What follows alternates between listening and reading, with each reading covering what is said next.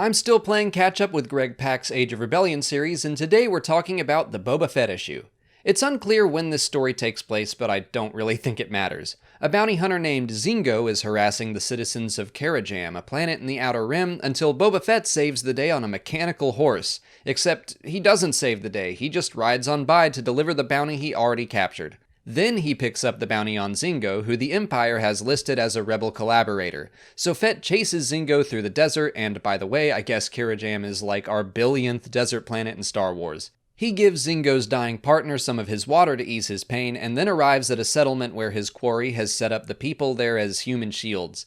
Boba still takes him out and saves the villagers, who are grateful. Back in town, one of them thanks Fett for helping them and asks for more help since he hunts bad men, murderers, and criminals. But Boba Fett clarifies that he hunts bounties and nothing more, immediately taking up a bounty on that specific guy and drawing his blaster on him.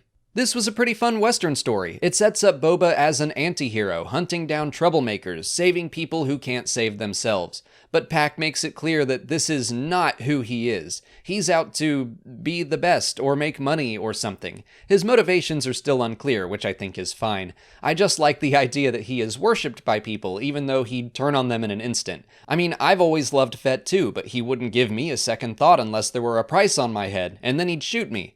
And since we're talking about bounties, let's get into the Bounty Hunters Guild and how they operate a little bit, because it sounds like that's coming up in The Mandalorian. The scene that was shown at Celebration mentioned pucks and markers and the guild, and then some of that came up here. Fett picks up Zingo's marker, so it sounds like, at least during the comic, that's how jobs are claimed. A hunter takes a marker, which I believe are the same as pucks from The Mandalorian, and that has the information about the target and the reward and so on. In this comic, there seems to be no shortage of very high-paying jobs, but in The Mandalorian, things aren't so good for bounty hunters. There aren't many jobs, and the ones that pop up don't pay much.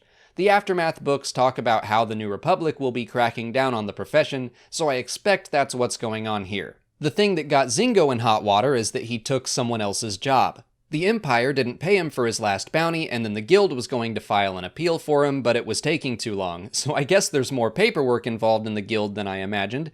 Anyway, he took another bounty hunter's job to pay his debts, and so the Guild put a target on his back for breaking the rules.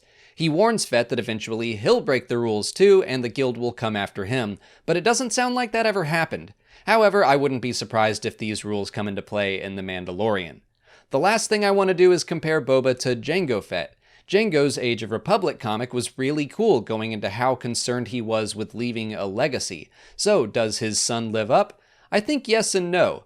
He does appear to be the best bounty hunter around, which Jango wanted, but it doesn't look like he's going to pass on any legacy of his own.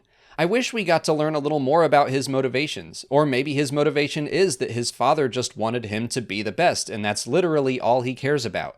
Either way, I really enjoyed this issue. I think Greg Pak is still doing a great job with the writing, and Mark Laming's art is also really well done. I'm so happy this series is holding up as well as Age of Republic did.